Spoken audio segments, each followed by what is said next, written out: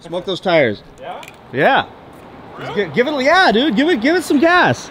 Absolutely. Let me get it. We are back with another video, and I just got an update on my jailbreak from Nate at Napleton's, but now I am presented with a tremendous dilemma. So let's jump in the car, have a conversation, and talk about some thoughts that I'm having about this order coming in, when exactly it's going to come in, and what I am going to do, and what's weighing on me very heavily. I need all of your input, so let's get in the office and have a conversation. Listen to this cold start. Ooh, haven't started yet. Oh, that's beautiful. Never gets old. All right, let's go. So literally every single one of these wide bodies I've owned, within like 30 days, I end up with a screw or a nail in the back tire. Sometimes the front tire. Right now it's the back tire, and I have to fill this thing up every couple days until I can get in there and get a patch put in or get a new tire. Comment below. Let me know if this has happened to you. Is this normal? All right, let's put some air in this thing.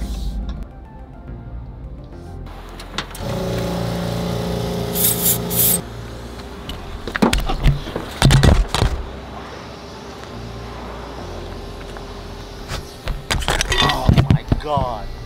You're kidding me. People are watching me here like I am a complete friggin' idiot as I hold onto this hose, trying not to scratch the paint on the car. This is, I wish you could see me now. This is awesome. All right, let's put some air in this thing. There's more air coming out of this than going in.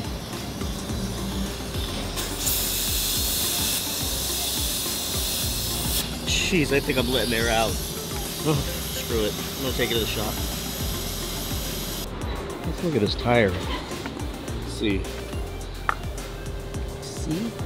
You never can see. It's always on the inside somewhere.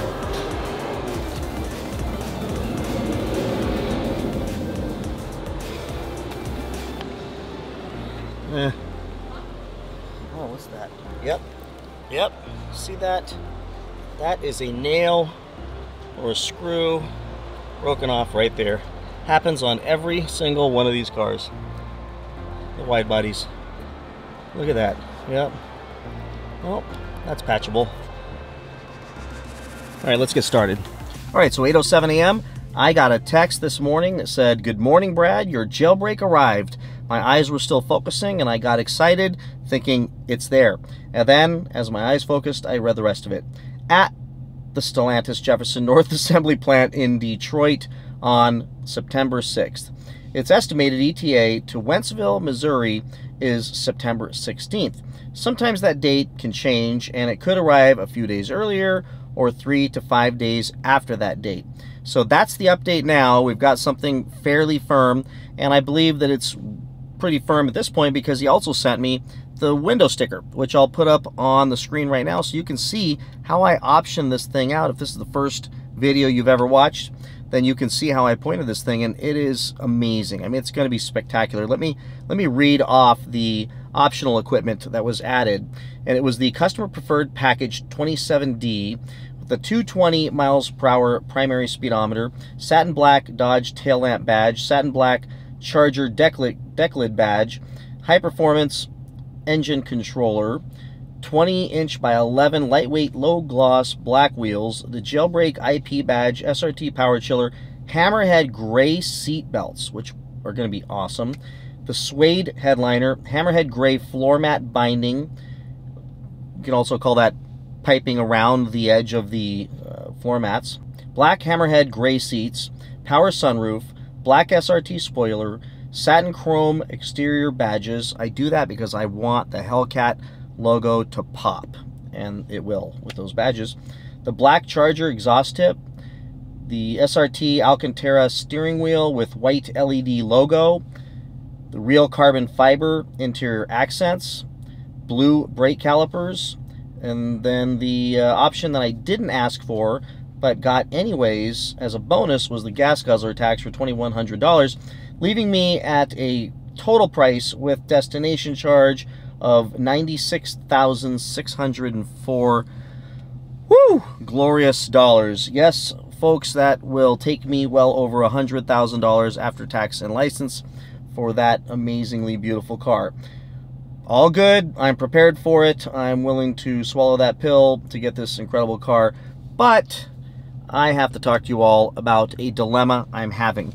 And the dilemma is that when I ordered this car, it was, if you've been following the channel, you know, it was after I had to send back my other Hellcat because that car wouldn't pass emissions, and it was ordered or delivered, actually, not California legal. And it's a whole different nightmare in a different video. So if you're new to the channel, go watch my older videos and you'll see them, that it says I'm sending the Hellcat back, and that sucks when I had to do it, but it had to go back. Nothing I could do about it. After I tried to smog it here, that was it. It was dead. It couldn't be registered here. You know, game over.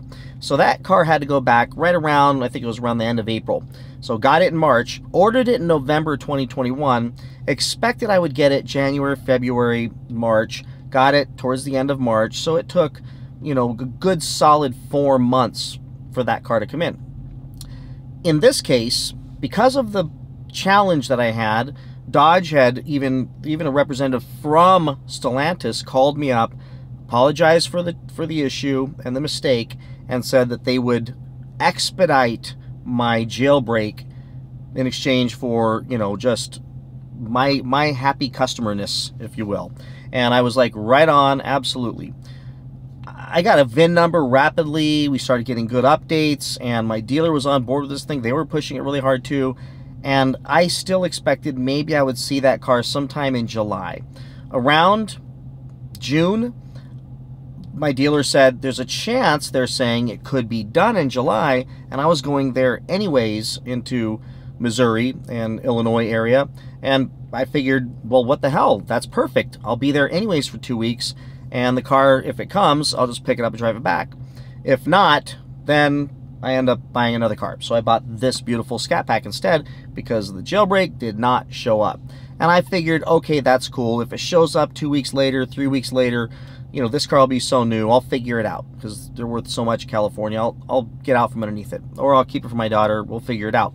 But didn't come in August, and it now is coming up. It's going to be around the middle to the end of September, and it's going to show up. But we've all heard, and I confirmed today, that it's more than likely they're going to open orders pretty early in October for the 2023s. Literally, as I'm finalizing my deal towards the end of September, getting the keys to my car, wiring the money, getting everything squared away, and getting this thing to my driveway, 2023 orders will open. Well, my original plan was to get a car at the beginning, the first quarter of 2021 or 2022, and enjoy that car and film with that car throughout all of 2022. And then sell that car at the beginning of 2023, and then go out and buy myself the final year car. That was kind of my thought, and it was going to work out really well because prices were holding stable, and I would get my money out of it. The problem is it's way too late for that plan to go into effect, and what's going to happen now is I'm going to take a 2022 and take delivery of that 2022 right before 2023.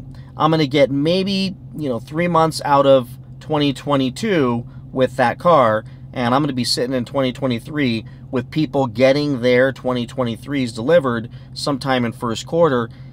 And there's no way, if I just bought this thing, that I'm going to be able to go flip it and do another deal. It just doesn't make sense. My bank's going to, hang me by my toenails. I mean, at a certain point, my wife's getting sick and tired of it. You all are probably tired of seeing all the cars come and go. I would like to settle down for at least a year, year and a half. In this case, I can't, because I'm not going to be able to buy the 2023 if I pull the trigger on this thing. It's just too much strain all the way around. So the option is, and the dilemma is, should I, and I already talked to Napletons, they're cool either way. I've not made a decision yet, but should I forego my jailbreak that's going to be arriving in a week or two and just put in an order for a 2023 in the dream color that I've always wanted, but it was never available, which is the Sublime Green. Probably the most obnoxious, immature color in the world, which according to my wife, fits me perfectly. And she saw a picture I showed her of one of those, and she thought it's gorgeous as well. So that would be just a insane looking car. So a beautiful Jailbreak in sublime green. Maybe even I flip to a Challenger, since it'll be the last one, the last year, and I get that car probably by February or March, just like last year. Because when they said they were going to expedite my car back when I had to give it back in April, it really didn't get expedited. And if that was expediting it, then that means so many other people's cars are taking way longer than mine. But I think 4 months is pretty reasonable, and it's taken all of that in normal circumstances. So an expediting really didn't seem to expedite anything. Now I'm at the end of the year, and I'm taking possession of a car that is, by definition, a year behind the 2023s that are going to come out now. So if I do this for business purposes, it makes a lot more sense, because if I take delivery of a 2023 in, let's say, March at the latest, then I will have all of 2023, and then let's say I sell that car in 2024 sometime, or decide to keep it forever, who knows. But at the very least, if I decide I want to sell it, I'm going to be in much better shape with the newest model year. It's not as much about it being the final year or a last call car or the badge that's under the hood. It's more so that, one, I'm going to have a very rare color, 1 year color, and I'm going to have a car that is a 2023 that if I go to sell it in 2024, it's new car. But if I go to sell it 2022, that's only really 4 months or 5 months, probably 4 months younger of a car by date of birth, then I'm still going to take a, let's say, $5,000 to $8,000, maybe even $10,000 hit because it's older. So for business purposes, it makes sense to get the newest possible car I could get and get the most use out of that car before I need to sell that car, because on YouTube I have to keep content fresh. So if something new comes out that makes sense, then I need to be able to pull the trigger on that thing and not lose as much money on the prior car. So I have to think that way, even though big part of me believes that if I get a sublime green Dodge Charger or Challenger, Hellcat, Jailbreak, I'm probably going to keep that thing for quite a while.